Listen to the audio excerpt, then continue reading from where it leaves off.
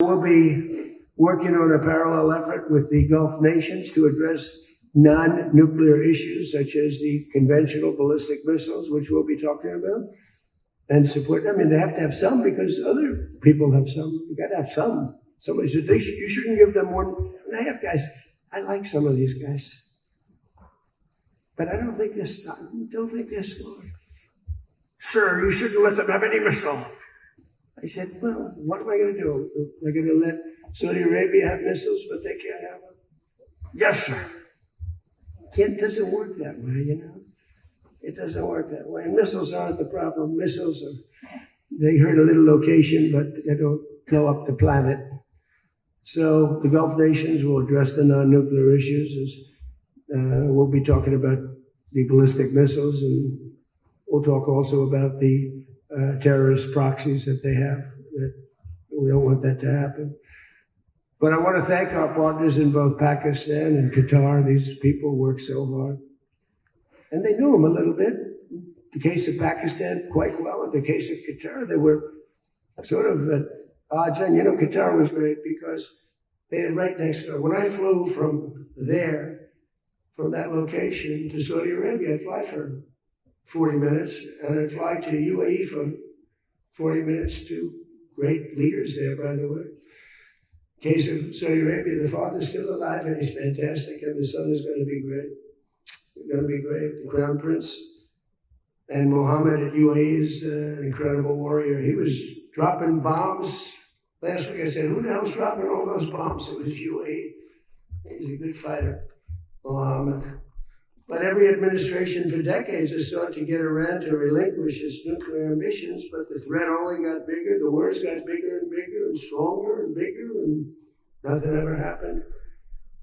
And Iran got stronger and tougher. If we didn't blow them up the first time and then blow out those weapons, they would have been unstoppable. This should have done what I'm doing and what I did should have been done years ago. Would have been much easier, much less firepower. But it wasn't. And again, I want to thank all those countries, and I want to thank Israel and Bibi Netanyahu. So obviously the breakthrough would not have been possible without the unprecedented pressure the United States put on the regime over the past year and a half. But again, it started a long time ago. It started with the death of Samaa. That was a big deal.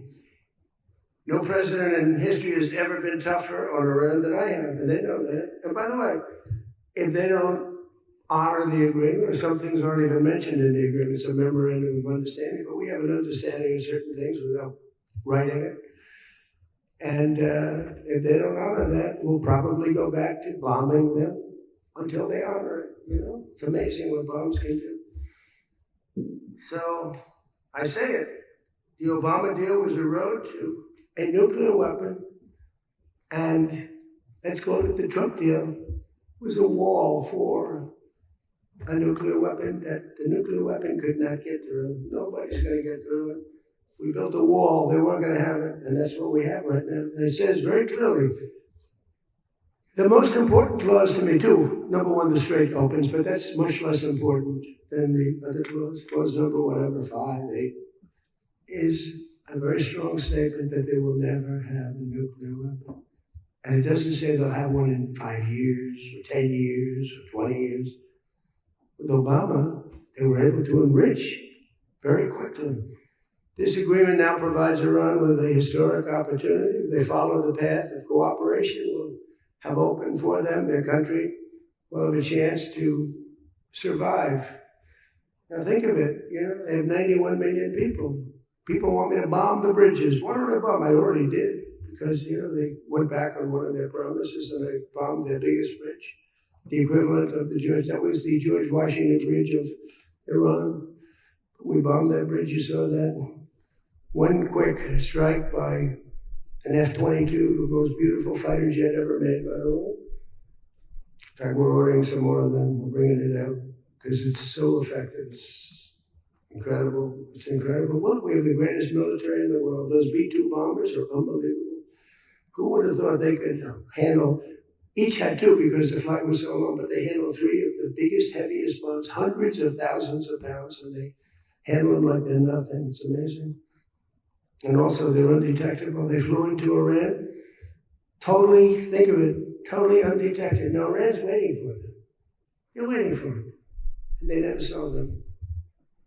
1 o'clock in the morning, they never saw them. They're stealth. And we just ordered 22 more. The newer upgraded version, which I guess is better. I don't know how you get better. But as I expressed to the world leaders here this week, it's my hope that the peace agreement will be the beginning of a much larger deal all across the Middle East. We're very close. Look at the job we've done in Gaza. Look at Hamas. Hamas has been very silent. You haven't read anything about Hamas. We're trying to get them unarmed. You know, they grew up with a machine gun in their hand. I think they actually, when they were born, they came out with a machine gun in their hand, so it's not the easiest thing, but they've actually behaved pretty well, considering this was not the lifestyle that they were taught to have. But including an end to all Iranian aggression, there's not going to be Iranian aggression, and an end to war and terror in Lebanon. So the Lebanon peace is something we'll have to work on a little bit. It's a very small piece of the puzzle, actually, but it still makes a lot of noise. The big deal is the Iran deal, is where the money is, where the power was. But they have Hezbollah, and you got to get that done one way or the other. We'll do it.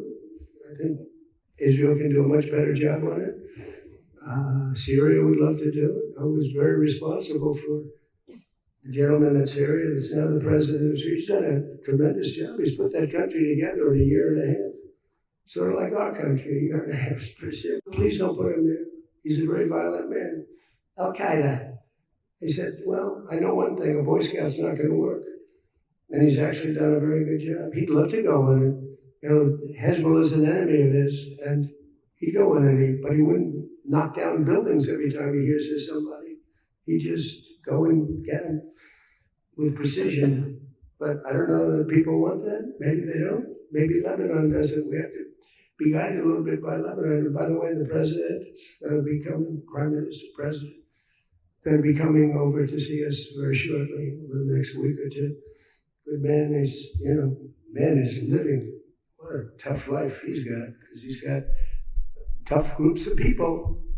And it's amazing. Amazing there is a Lebanon, all they've been through. They have been treated worse than just about, I think, anybody. Disrespected incredibly. So the expansion of the Abraham Accords is the other thing that we hope we're going to get.